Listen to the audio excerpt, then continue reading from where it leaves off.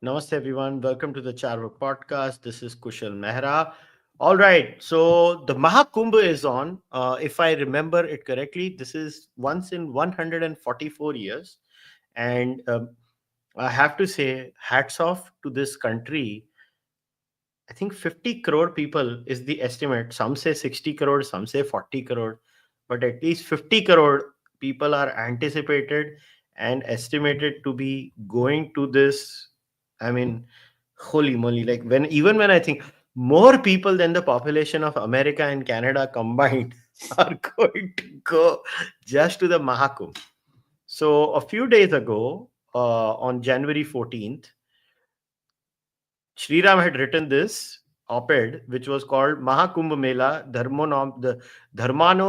Dharmanomics in Action, where he actually used the Maha Kumbh as an example of how economic activity happens, how it is done, why it is done, and it was obviously a part of a larger thing, which is a subject of his book, which he's just written, which is called Dharmanomics and Indigenous and Sustainable Economic Model. So what Sriram and I thought was that if we combine the op-ed and the book together, I think it would make a very interesting discussion. So Sriram, first of all, congratulations on the book. I see the Prime Minister has appreciated your book. So congratulations. And this is the second time on the podcast. So luckily we don't have to waste time on the introduction because people already know you from Cortelionomics. So we don't have to do that. So how has been the response to the book so far, and how has been the journey as far as this book is concerned? Thanks, Kushal. Lovely to be back on your podcast, and thanks for sparing the introduction as well, because that's one thing it's better avoided so that we go straight to the topic. But yeah, the book has been doing very well. I mean, the Honorable Prime Minister's letter was probably the icing on the cake. It is, I think, his first letter of mention for entire 2024 for any book. And that was, really something, that really made my year, put it that way, on December 31st. But otherwise, the book is doing very well. I mean, it's already a category bestseller in multiple categories. There's a lot of good feedback, and I think compared to the previous one, there's a sort of an audience developed as well who wants to learn and wants to engage more on the subject. And I think it's doing much better. So of course, your listeners are, like I told you, they are one of the more engaged audiences that I've known. People who are really read a lot and review and try to engage themselves on the topic. So I look forward to this discussion. And of course, the Mahakumbh is a great context. Um, like what I mentioned in my earlier podcast with you, one of my two major research questions that I deal with in my books is one, what is the role of indigenous economic models in economic policy? The West has, the modern day capitalism is an offshoot of a Protestant ethic. The Chinese have their own sort of economic framework based on their set of ideas. Similarly, the Japanese as well. So, what is the Bharatiya model? Swadeshi is not necessarily the Bharatiya model. It is a political philosophy that morphed into, a sort of an economic pitch. But if you really look at thousands of years of our civilization, it's the dharmic model which has been driving the dharmic way of life, which has been driving economic activity. Now, I try to explore those ideas in my books. And the second research question is, what is the role of cultural norms, narratives in economic decision making and economic choices, both at the individual level for people like us and at the corporate level? At the individual level, most of our what we call discretionary spending, which is non-essential spending, is linked to a lot of these cultural activities around the year. For example, the highest UPI transactions per week in the last calendar year happened during the week of Diwali.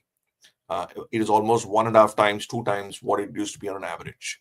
So similarly, a lot of these cultural events through the year, in my view, drive a lot of this economic activity. And a lot of literature has been done in the West on this. George Ecclesworth, who is a Nobel Prize winner in economics, he talks about identity economics, the role of norms and narratives. But the crux of this, the centrality of this, is in Bharat. and very little research has been done. And I'm trying to sort of fill that gap and try to basically get policymakers to think about, here you have a dharmic way of life, which is getting 400 million people, right? Population of Canada and the United States together in not even a tier one city, right?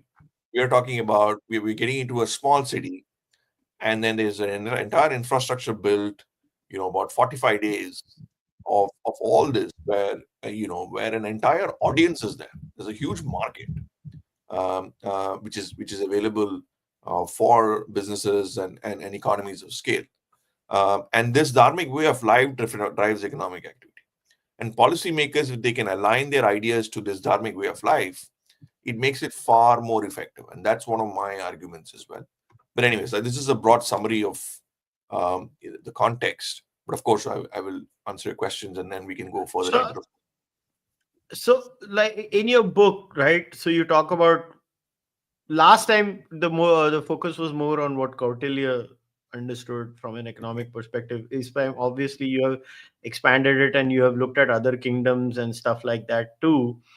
But the point is, right, beyond the point, how many new principles as far as economic models are concerned can exist? From you are you're a professional economist. That's your full-time job. So, like, what kind of a difference are we looking at beyond the point, like at a No, theoretical level? correct. See, beyond a point, right? We already have a lot of structures in place. How things have evolved in terms of how these sort of economic structures have been set, right? So it doesn't really make sense. It doesn't make a sense to to look at wholesale changes.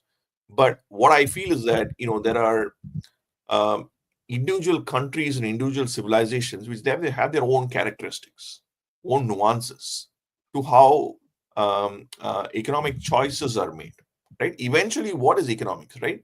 It is basically an individual making a commercial choice to make a transaction, and you aggregate all these transactions across at any point of time. That gives you a summation of all economic activities, right? And to facilitate this transaction, you have a lot of infrastructure, support systems, and whatnot developing, for this economic transaction to take place, right? So in our particular case, most of our economic choices are still driven by not just one element is commercial element, that is the rational sort of element of what you how you want to buy and the basis around it. But there's also an intangible component, which is the cultural component.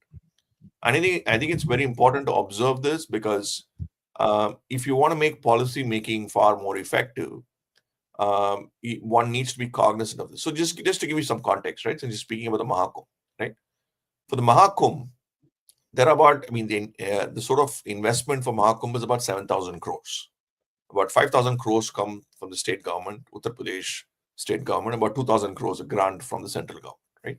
This is the amount of investment that is being done for the entire infrastructure, in terms of the tents, in terms of getting the people, getting all these people in the right places, safety, tourism, and all these things, right? If you look at the support infrastructure that's developed, that's again an important, component that one needs to be aware. So there is, for example, there are about 1.5 lakh toilets created, 10,000 changing rooms for pilgrims, 7,500 buses, 3,000 special trains, about 500 crores allocated just for the energy infrastructure, and also all the tech infrastructure that we're talking about. And all of this um, is part of the broader economic mix done for this 45-day period, right? And lastly, the estimated revenues from this is about 2.5 lakh crores. Okay. The GDP of Uttar Pradesh, for state GDP of Uttar Pradesh for the last year was 25.8 lakh crores, right? So we are talking about a higher cap of almost 10% of the state's GDP, right? Assuming these estimates are quite, high, let's even assume 5%, right, of the state's GDP for this 45-day period, right? Some the estimates of the revenue. That's a huge number, right? So what I'm trying to say is the economies of scale can be both direct and indirect. Direct is what the infrastructure that we spoke about, which is the 7,000 crores, which goes into the particular event, right? for that particular event, a lot of it can be, for example, all the tents will go off once the Kumbh ends, right? Some infrastructure will move away. Some of them will be retained. For example, say the airport connectivity to the Triveni Sangamam itself, right? The roads that have been built and the support infrastructure that's been done, right? All that is retained. So the direct economies of scale is one part of the story, right? Another component is what I call the indirect economies of scale, which means because of the fact that so many people are coming, first of all, there has to be a tourism infrastructure, right? Because a lot of these people have to stay somewhere, right? You have to find some accommodation, you have to find some level of, for a more well-to-do families, you need to find some hotel accommodation, something of that sort. And you want to combine it with some other tourist spot, for example, in UP, now that you've gone all the way there. So the entire sort of tourism angle comes into play. And then there's the entire food culinary angle, right? Because once you go there, you're not just going to, go there and take a dip and then come back. There are a lot of other activities that you do, right? So, and then the third part of it is all the infrastructure that you create, which remains there after the Mahakumbh, right? And that is a very important angle as well, because you create this infrastructure for the state, for that particular area, for that city, and with the targeted sort of, a huge event like this, which remains there with the city for a long period of time.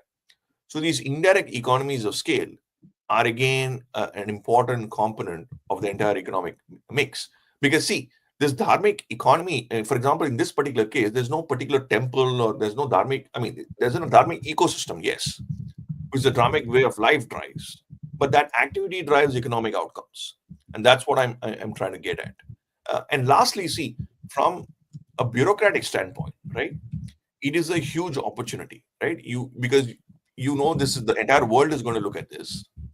So you have 45 days. There's a lot of political pressure because there are 400 million people coming, right? And the bureaucracy needs to act, right? They have to push through and get all this infrastructure because it's also a major political issue.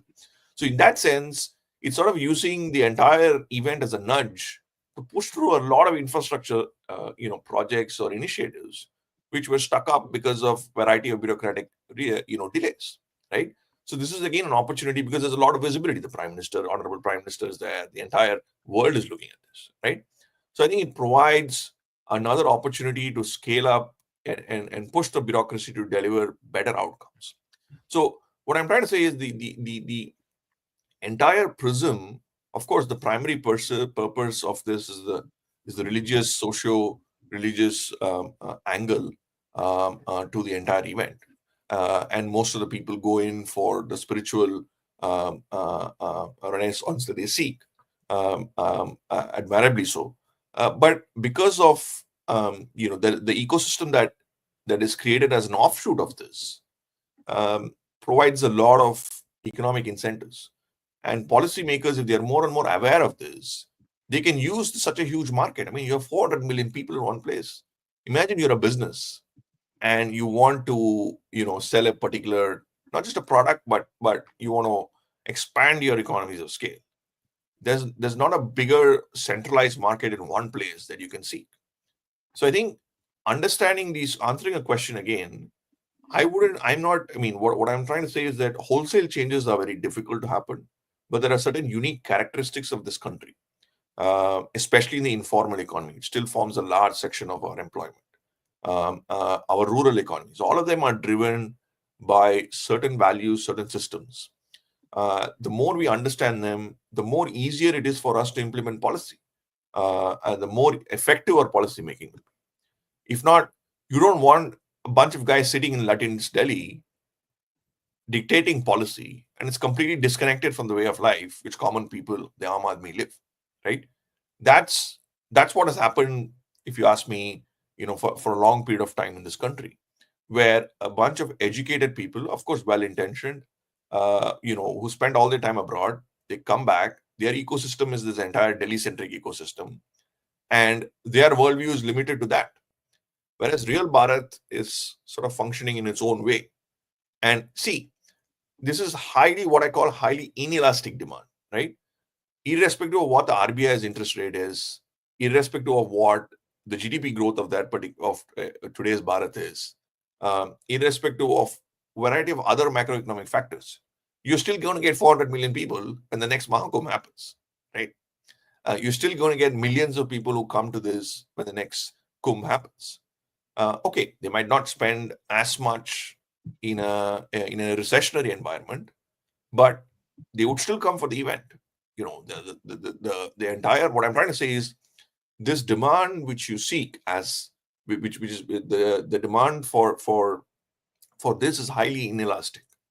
So that's again a good opportunity, because how do you use this? For example, if there's a recession, right, a deep recession in a particular state, if you want to trigger demand, right, you could target a particular massive event like this to build economies of scale, because you're having so many people in a particular area to trigger some economic activity. So these are some interesting ideas that come up. What I'm trying to say is, of course, wholesale changes are difficult, but it's very important to understand this because of the fact that it drives a lot of our economic choices, and both at the individual level and at the corporate level as well.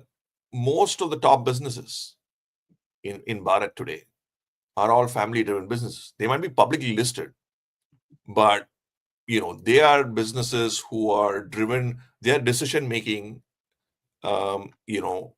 involves a lot of these cultural tenets as part of their decision making in corporate choices. So even businesses, for example, most of them run.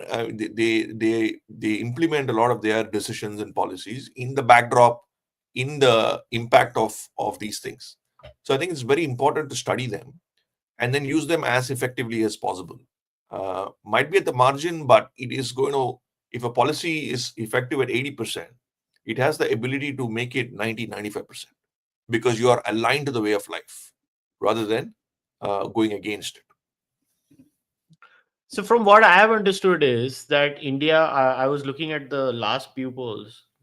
What is something very interesting about India is India at the urban rural religiosity gap is not very significant. It's like a 1-2% difference, which is statistically insignificant, where like more than 70% of India is actually actively religious, like going to a temple or a mosque or a church or a gurdwara, whatever the place of worship is, depending on your panth and proclivity. People are actually very, so the religious and Hindus are also very religious in India. So India is a overall very religious and spiritual society where religion is thriving, and so much for the secular state's assault. Like they have not succeeded. Atheism has not penetrated in India. Let's just put it that way. Atheism has not penetrated in India, even after having open atheism in India for probably the oldest times than any other civilization. It has always existed in parallel, so they kind of don't feel threatened by it, maybe than other countries where atheism is a genuine problem epistemologically for them. Now, in such a scenario, because religious is such an integral part of India, do you think it is very important then for the state to actually actively use it as an economic activity? Do you think it is a prerequisite requirement? For example, even if you're a Sikh, right? We have the 5 Akal Takhts, right?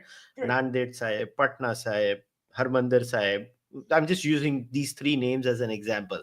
Now, you go around those places, then we develop a rail network around those places. Then, when the rail network builds around those places, the economic activity, or we have the Shakti Pitams, then Right. do we develop the entire Shakti Pitam network, or we have the other mathams?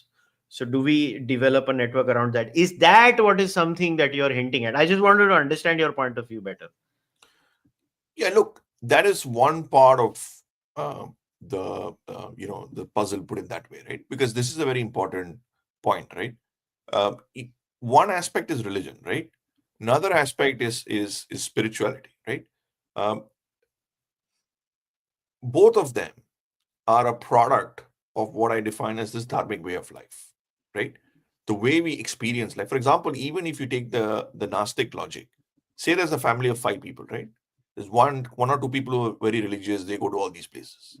There are, say, one person who's neutral, right? And then I go to a temple. yeah. So for example, let's say you and Anand Ranganathan end up in a temple, right? Anand and I go to a temple more than average believer. Exactly.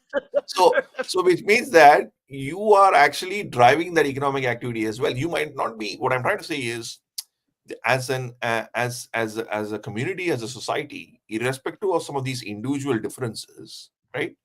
We are part of that experience, right? Yeah. What we do in these places is a different story, right? Or but we are subject to this experience because the society around us is driving us to that angle, right? It could be a modern urban sort of elite person who's seeking, who wants to go to a yoga studio in some of these places, right? Or who wants to do bungee jumping and But say, okay, sorry to come. Do you think a yoga studio is also not only, isn't it an offshoot of this religiosity and spirituality? And no, the it economic is. value is added through that? It is, but for example, there could be, for example, even people who are not religious, but would want to do yoga for the sake of fitness or whatever it is, right? uh, what I'm trying to say is there are a lot of these outcomes that happen because of either the familial unit or the the societal pull to a lot of these activities, right? So one interesting point is what you talk about, these networks, right? For example, the Shakti Peeth is one example. Connecting all these connecting all these places of worship, and how do you build ecosystems around it? Because if you connect a lot of these places, you're essentially doing cross state, across the country sort of infrastructure development, right? And it is very targeted, right? Which means there is a focus to this infrastructure development, right? You want to connect particular areas. That's a good way to approach this, because see, the entire sort of debate around these ecosystems revolves around the state and the private players, right? And that's a political issue, right? That political issue will get resolved whenever it has to get resolved. But the economics of scale around these ecosystems, that is something which all of us can agree that, the more you liberalize them, the more you expand them, the better it is for that decentralized community. Because look, a lot of these institutions, this is also another point that I make, that in a decentralized setup, okay, at a village level, one of the major economic drivers are the temples and the economic ecosystem that comes around the dharmic ecosystem, right? So the more you develop these networks, the more the decentralized economic model also expands, which means your tier 2, tier 3 cities. I'll give you an example. Let's take the holy town of Srirangam, right, in Tamil Nadu, near Tiruchi. Srirangam is where Lord Ranganatha's abode is, one of the most significant Vaishnavite shrines. In fact, the Honorable Prime Minister, when he was going to the Ram Mandir, he had gone to Srirangam and then did all the activities. So it's a town which is where central, the sort of ecosystem is driven by the temple. Now today there are two. At least I heard that there are at least one or two flights directly from Srirangam to Delhi, right? So anyone who's sitting in Delhi could take a flight because of all the infrastructure that's developed, right? Because of in all these tier 2, tier 3 cities, go to these places, visit, stay over there, do all the infrastructure, and then come back. What I'm trying to say is a lot of the support infrastructure is gradually started to develop. But once you develop these economies of scale through these networks, through these focused networks, what happens is your tier 2, tier 3 cities, there are more and more opportunities that are created. The university towns that you have in the United States, for example, let's say in Cornell in Ithaca or Urbana-Champaign in Champaign, all these major university towns. While we should aspire to have university towns, no doubt, but there's already an institution which is there. Imagine if you have these networks, these temple towns which are developed with these economies of scale, then you create these networks around which can build on some of this demand that we're talking about. This is one part of the puzzle that I'm talking about. Another part is, of course, in terms of how do you create nudges to make policy making effective. So, for example, let's take the Swachh Bharat scheme, right? I think I mentioned this earlier as well, but one of the important successes of the Swachh Bharat scheme is in the rural areas. If you look at rural areas, except for the main bazaar street, at least even in the south, most of the other streets in a village, for example, have all become much cleaner than before, right? The Swachhata clinics have made an impact. How did this happen? Why is it that urban India is a bit still lagging behind all this? One reason is that I suggest or try to project is that the entire sort of dharmic consciousness of Saucham is cleanliness. We are all clean in our houses. Uh, this entire scheme with the prime minister and the scale of it and all that has created that sort of incentive for people to keep their neighborhoods also clean, right? A sort of a moral need for them, a dharmic need for them to keep their neighborhoods clean. So much so that after these initial sort of nudges, this has become sort of an autopilot thing where people think it's their dharmic, responsibility to protect the neighborhood and keep the neighborhood clean as well. So this is another a simple example, right, where you're having a particular way of life, and there's a policymaker who comes in who alludes to that way of life, expands the economies of scale, creates much more cleaner societies, and then there's an offshoot in terms of outcomes, right? Better sanitation, better, instead of having, the legal system is very important, but in societies like such as ours, which are very culturally driven, there's also another factor of responsibilities and the dharmic angle, which needs to be a good supplement to this to this ecosystem. So these are some of the ideas. I mean, I expand a lot of them in my next book, which can help to sort of expand the economies of scale. And of course, there's the entire informal sector, which I can deal with probably in our next couple of questions. How the informal sector, the businesses function, and why it's also important to understand this from their Yeah, point. so let's get into that. But I don't want to give a lot away in the book. Otherwise, what's the point? Then people will not read the book. But one thing I wanted to talk about is this thing you start with the Shrenis. That's the only thing I want to talk about very specifically from the book's perspective. So is what is the closest to the modern day version of a Shreni? Forget what you write about the ancient version in the book. I want to talk about what do we get today, like to a closer version. Do you think the informal economy can be the only, because you spoke about the informal economy, I think that's the only way you can get a Shreni. Like, I'll give you an example. I spent my half of my life in the textile sector. I think we have many such things in the textile sector. Right, Informal business right, arrangements right. get Of course. and see how much of the informal sector you have to incorporate in India with a freaking black economy. Right. See, okay. Speaking of informality, I'll come to the Srinis, right? I'm not advocating for for small and retaining businesses as small business. That's not my point, right? Of course, businesses need to expand. Informal structures need to move towards formality at some form, at least in the way they function, right? So that's expanding the economies of scale is something I bad for, right? But what I'm trying to say is there's something that you aspire towards, and then there's a reality. Reality today is the informal sector contributes to almost 75-80% of employment in this country, right? That is the reality. All the kirana shops, for example, when you combine them in all the small and medium businesses and all the entire informal structure chains, drives much of the employment in this country, right?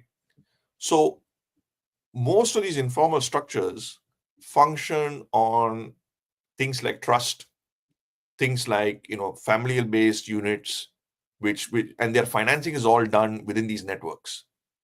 Norms and narratives, cultural norms and narratives drives economic finance in these places. For example, say a local kirana shop guy is going bankrupt, right? he he's not going to go to IBC to go and file his bankruptcy. His first port of call will be someone within their family who can able to finance, right?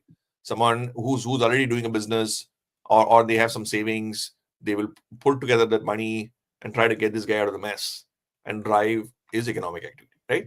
And the next level would be now probably to the banks if they have enough credit and credit history. That's still a large, or they go to a local money lender who charges exorbitant rates, and then they do their business. But what I'm trying to say is a lot of the informal sector drives both their choices as well as the financing and the business structures are driven by these cultural norms and narratives and these outcomes. And I think that's a very important point, because if you're going towards Viksit Bharat, you have to transition this entire group into the ideas of Viksit Bharat, right? which means you have to, because their cultural norms and narratives are not going to fly off just because we become modern, because they are driven largely by thousands of years of experience. For example, a lot of local towns have their own local fairs, right?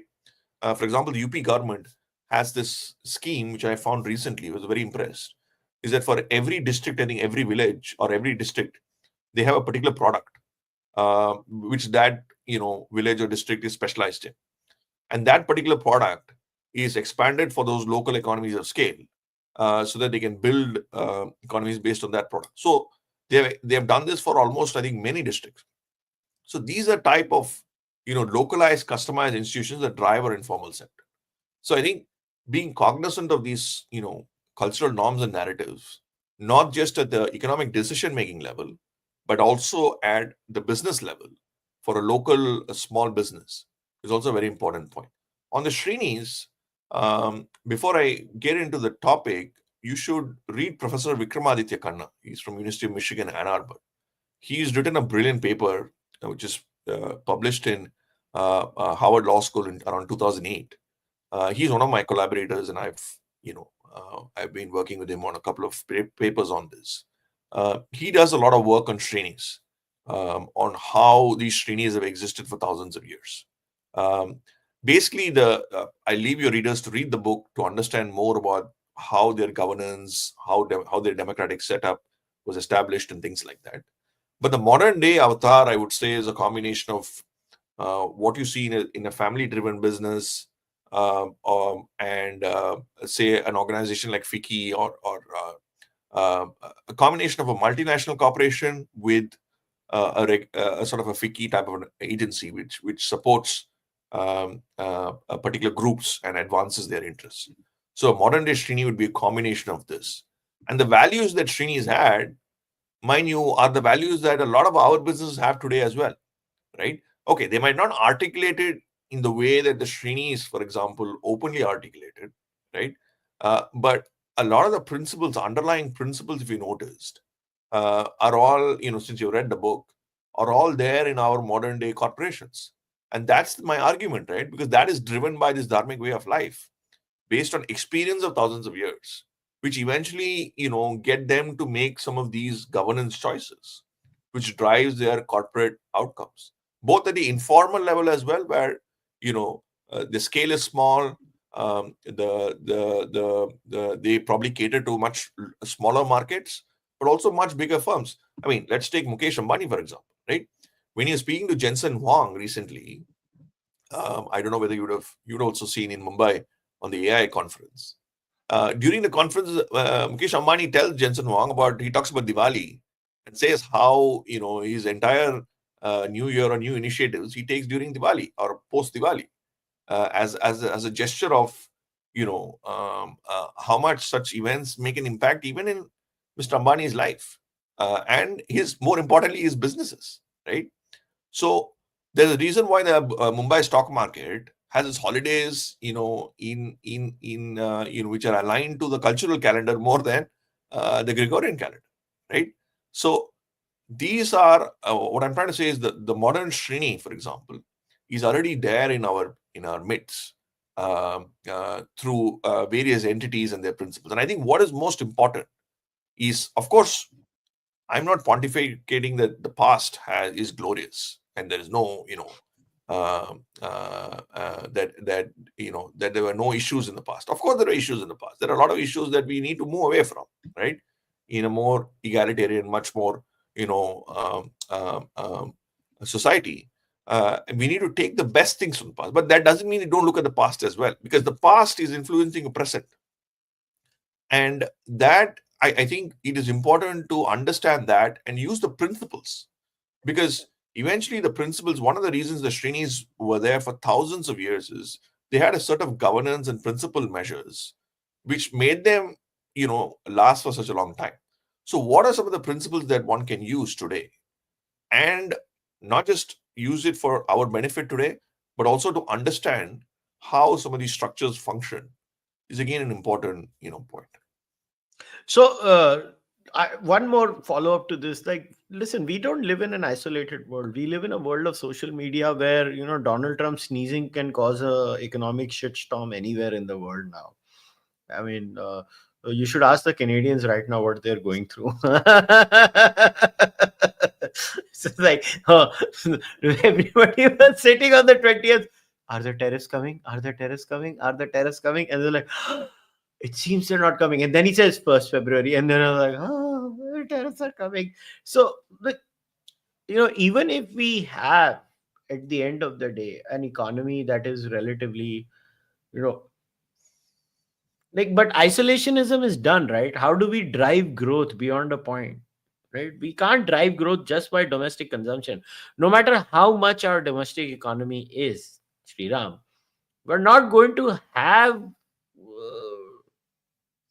a situation where it's going to be enough to drive so many of those people out of, let's say, a lower middle class into a middle class into an upper middle class, and poor into a lower middle class. So how are we going to sustain this, is my point, in a dynamic world where artificial intelligence is there, whether we like it or not. I am not a doomsday guy. I think a lot of AI doomsdayism is just, I think it's overblown. That's my opinion. I could be wrong at the end of the day. But geopolitics is a reality. Yeah. How does one look that I think we should spend like a good 10 minutes on this aspect of it. Yes, we have our ancient systems. Yes, we should learn from our ancient systems. But we live in a geopolitical world and Donald Trump is real. So let's say for the next 5 years, how would an economy which is based on Dharmanomics deal with a Donald Trump? Yeah, very valid points, because eventually, without politics, it's the biggest manifestation of what we are, right? I mean, for example, even Kautilya's Arthashastra, he saw the Arthashastra as a means to achieve political success, right? Because the Yeah, goal, and we discussed this in our right, podcast right, last time. right, We had discussed this. right. So on the geopolitical front, right, I mean, I believe that we have a sweet spot for the next about 10 years, 10, 15 years, right? Till we become the next China, right? Once we reach that stage, then we'll be getting what China is getting at the moment, right? Make no mistake about it, right?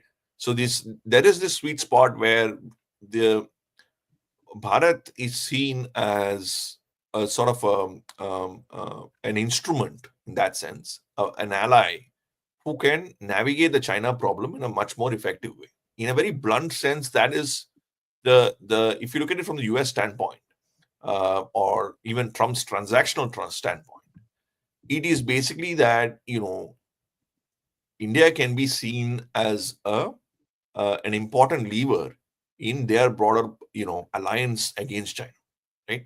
And that's why you see Jaishankar in his first row. You see a lot of importance given to India across administrations in the United States, right? I mean, Congress and Senate run the US, right? Trump can do all his executive orders that he wants. Eventually, the Supreme Court and majorly the Congress and Senate, and the majority is there, drive policy. If there is one bipartisan consensus in America today among all so much polarized, so much polarization, it is the fact that both the Democrats and Republicans want good relations with India, right? And they see India as a major business partner. Okay, the extent of how much Republicans and Democrats want might vary, but there's a huge consensus for that. And I think that's a very important point that we need to be cognizant about and use that in a smarter way. Because it would be naive to think that we won't be affected by a lot of these. At some point, these tariffs are going to affect India as well, right? How do we react? And I think one of the principles which we follow, which could be to look at some of the areas of strength. For example, the expansion of this entire trade, economic pie, economic relationship with the United States is a very good opportunity, especially for a lot of our businesses. For example, yesterday you saw this Masa Son investing, say what $500 billion or $100 billion in America.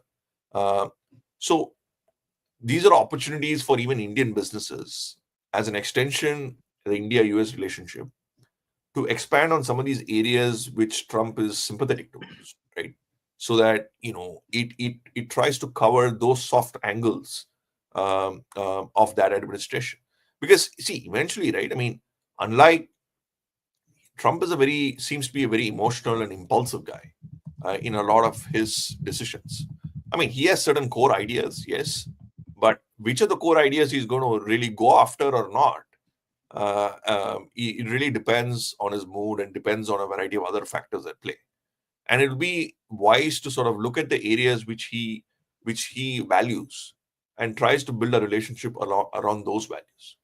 But in general, again, big picture view, you're right. I mean, the more and more, we have to engage with the rest of the world for us to expand these economies of pie and grow significantly. There's no doubt about it, right? This entire bogey that somehow we were closed for our entire ancient Bharat is nonsense.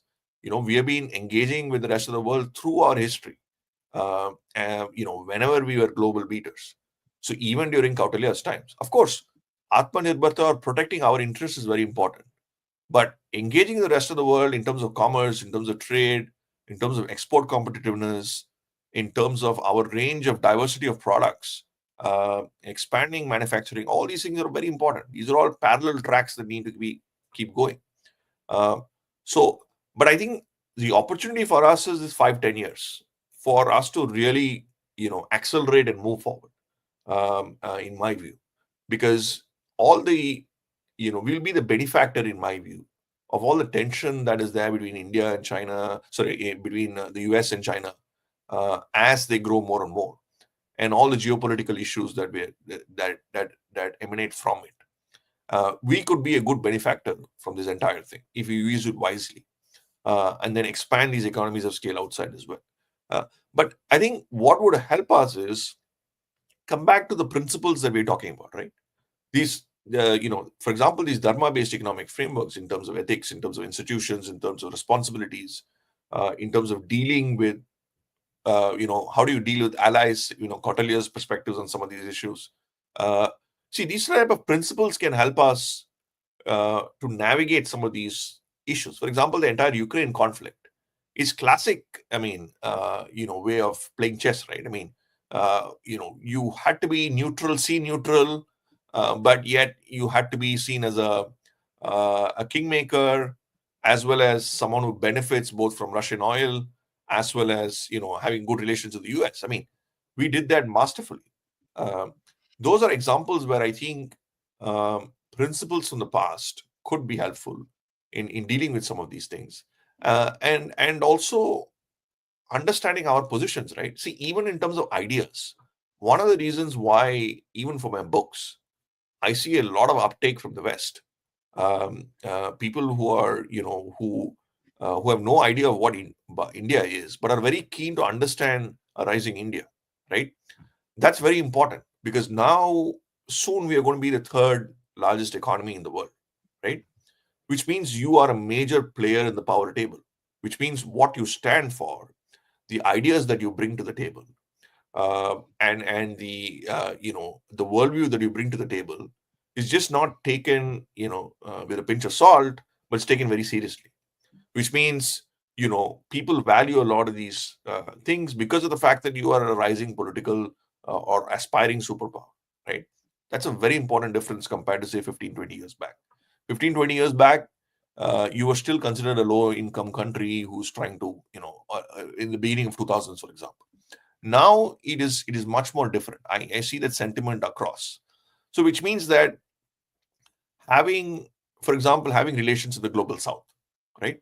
That's a very important sort of strategic move, because now you are seen as a representative of the global south in a lot of these multilateral discussions, a lot of these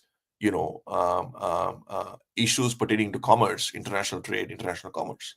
So these kind of strategic alliances, the Quad is another example, right? Because you develop these strategic alliances, and push through some of these issues, and navigate some of these barriers. I don't think, my personal view is, the Trump phenomena might affect India this time around more than before. But I think we have enough levers to sort of navigate it. The problem will come 10 years down the line, right? When you're seen as a threat across, parties, across, there's a consensus that you are taking, or you're being the player that's going to replace them as a superpower, right? That's when a lot of issues. I think that's when the pushback will start, and that's for a different time. But I think we have a sweet spot about 5 to 10 years. Um, I'm talking about even in a world which is, like you mentioned, protectionist. Even in a world which is trying, where the developed economies are trying to,